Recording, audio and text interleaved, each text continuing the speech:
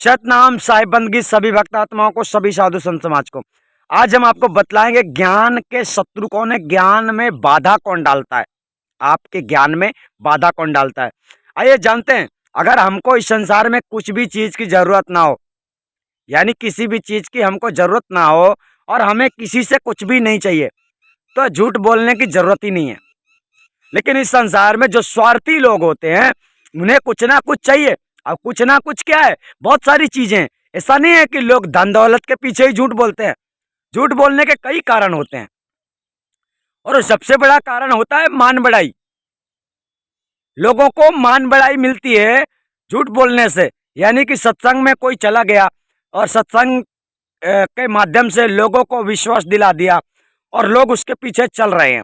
परंतु कारण क्या है कि वास्तविक सत्य को जब वो नहीं जानता है, तो उस सत्य से जब आप अवगत नहीं होते, तो वो आपका शत्रु है, आप उसके शत्रु हैं। ठीक है। तो ज्ञान, जिसके पास ज्ञान नहीं है, वास्तविक ज्ञान, सच्चा ज्ञान, ज्ञान तो थोड़ा बहुत सबके पास होता है। किताब का पढ़ा लिखा ज्ञान पूरा जमाना है, पूरी दुनिया है। परंतु वास्तविक सत्य का ज्ञान आपको अभी आज तक शायद नहीं मिला होगा, क्योंकि आपको नहीं मिला होगा। दुनिया में ऐसा नहीं कि ज्ञानी नहीं हुए, ज्ञानी बहुत हुए, लेकिन कलयुग में दिखाई नहीं दे रहे। कलयुग में जितने दिखाई दे रहे सभी पाखंडी दिखाई दे रहे, विषय वासना के वशीभूत, यानी झूठ बोल रहे। और जो माया में रहकर सत्संग की बात करे, माया में रहकर का मतलब होता है माया के वशीभूत। झूठ बोलकर सत्संग करे, वो सत्संग नहीं है, वो तो झूठ संग है। और उसके संग रहने वाला भी झूठ का सत्संगी है। क्योंकि सच्चा तो वो होता है जिसको झूठ हजम नहीं होता है, वो झूठ सुनेगा।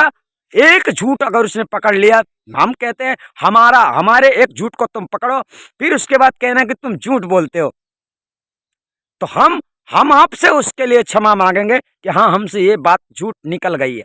मगर इस संसार में पाखंडी लोग ऐसे नहीं बोलते हैं। वो जो बोलते हैं ना, मैं बोलता हूं वही सही है, परंतु क्या है, वास्तविकता को आप जानते नहीं है, इसलिए ये आपसे कहते हैं हम जो बोलते हैं वही सही है। सही वही होता है जो होता है, ठीक है ना। तो जो होता है वो बात आपको नहीं बतलाते हैं। तो हम यहाँ पर आपको बताते हैं ज्ञान में बाधा डालने वाले शत्रु कौन होते हैं। तो ज्ञान में बाधा डालने वाले शत्रु होते हैं विषय शक्ति। और विषय शक्ति क्या है, आपको इर्द गिर्द संसार में इस जीवन से जुड़ी हुई जरूरतों को पूरी करने में उलझ जाना। जब आप विषय शक्ति में उलझ जाते हैं, तो आप सत्यता को खो बैठते हैं। यानी उसमें से लालच प्रकट हो जाता है कि नहीं नहीं, ये कार्य करना है, तो उसमें मनुष्य सत्यता को खो देता है। यानी सत्य को छोड़कर झूठ बोल देता है। विषय वासना में यही होता है। जैसे तुमने किसी चीज को पसंद किया, नहीं नहीं मुझे ये चाहिए ही, अकस्मात किसी व्यक्ति ने मना कर दिया मैं नहीं दूंगा, लेकिन तुम अशक्त हो गए हो, नहीं नहीं मुझे चाहिए, तो फिर उसके लिए तुम चोरी भी कर सकते हो, लड़ भी सकते हो, कुछ भी कर सकते हो। तो आपके ज्ञान का यहां पर विनाश हो गया, ज्ञान मर गया, अज्ञान जाग गया। समझ गए। विषय शक्ति वासना इसी को कहते हैं। किसी वस्तु की जरूरत होती है, वो मिल जाए। अब हम कहते हैं, हम कैसे रहते हैं, हम ऐसे रहते हैं कि मान लो जी रोटी खाना है, तो रोटी खाना है, ठीक है ना। हमारे अंदर से 50% रहता है खाना है, और 50% ये भी रहता है कि नहीं खाना है। क्यों? क्योंकि हमको विषय वासना में नहीं उलझना है। इसलिए मिल गया तो खाना है, और नहीं मिला तो नहीं खाना है, हटाओ उसको। यानी सत्य में जीना है और सत्य में मरना है। सत्य में जीना और सत्य में मरना विषय वासना से मुक्ति पाना माना जाता है। तो विषय वासनाओं से सुलझ पाना बहुत कठिन है भैया।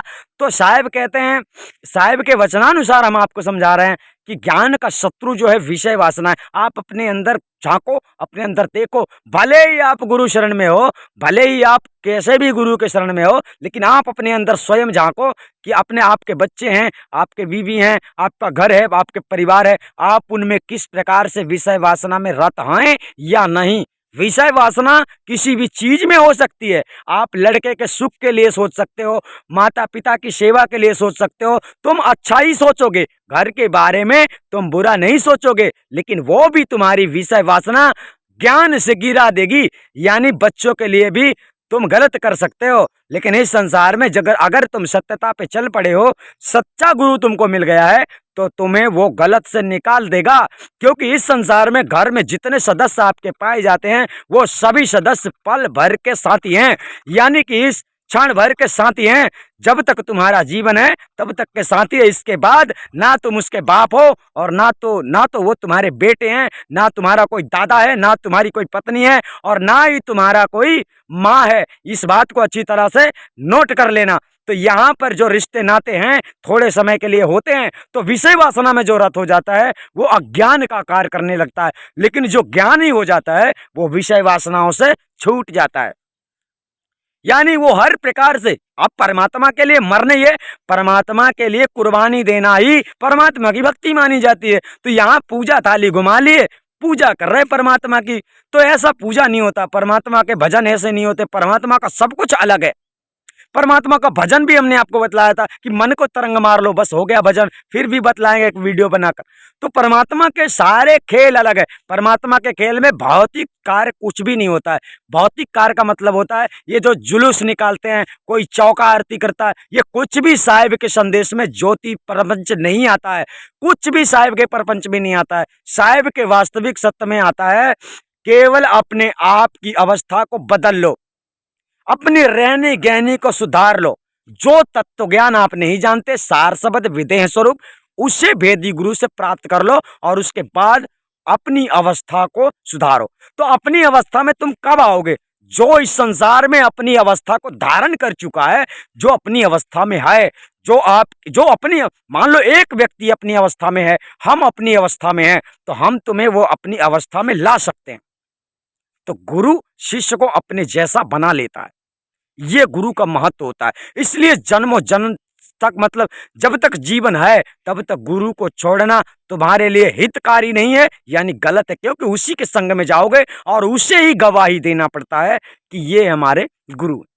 तो गुरु इस दुनिया का, इस मोक्ष मार्ग का गुरु सतगुरु होता है। ध्यान रहे, झूठा नहीं। क्योंकि परमात्मा कबीर साहब ने अपने आप से ही कहा है कि नीर झीर का करे निवेरा, कहे कबीर सोई जन मेरा। अगर तुम्हारे अंदर यह क्षमता है कि मैं सत्य बोलूंगा और असत्य को त्याग दूंगा, तो तुम स्वयं एक गुरु बन सकते हो और दुनिया को शिक्षा दे सकते हो। ये सदगुरु का आदेश है। सदगुरु का ये आदेश है। अगर तुम्हारे अंदर ये शक्ति है कि मैं सत्य को धारण कर लूंगा और असत्य को त्याग दूंगा, सच्ची शिक्षा दूंगा, मुझे कोई दुनिया में पकड़ नहीं सकता है, यानी मैं गलत नहीं बोलूंगा। जब आपके अंदर ये संकल्प होता है तो आप भी एक गुरु के पद पर हैं, ये निश्चित रूप से जानिए। लेकिन आपके अंदर ये साहस नहीं है सत्य बोलने का, यानी तुम्हें किसी ने भी पकड़ लिया, इस संसार में किसी ने भी पकड़ लिया, किसी मनुष्य ने अगर पकड़ लिया, तुम्हें गिरा दिया ज्ञान से, तो समझ लेना तुम ज्ञानी नहीं हो, तुम अज्ञानी हो, तुम झूठे हो। ज्ञानी जो होता है उसे कोई नहीं पकड़ सकता, कहीं से नहीं पकड़ सकता, क्योंकि वो ऐसा चलता है। हर समय, हर स्थिति, हर शब्द के प्रयोग, शब्द में बहुत भेद होता है। तो कौन से शब्द कहाँ पर बताए जाते हैं, कौन सा शब्द कहाँ पर उपयोग करना चाहिए, उस शब्द को जानना अति आवश्यक है। जो जानता ही नहीं है तो कहाँ से उपयोग करोगे? इसलिए आपको जानना अति आवश्यक होता है। तो हमने आपको यहाँ पर बतलाया कि ज्ञान का विरोधी कौन है, ज्ञान का शत्रु कौन है, ज्ञान में बाधा कौन डालता है। तो ज्ञान में बाधा डालता है विषय वासना शक्ति, विषय शक्ति। आप समझ गए होंगे। अधिक जानकारी के लिए आप संपर्क कर सकते हैं सतनाम साहिब बंदगी। हम आपको फिर मिलेंगे।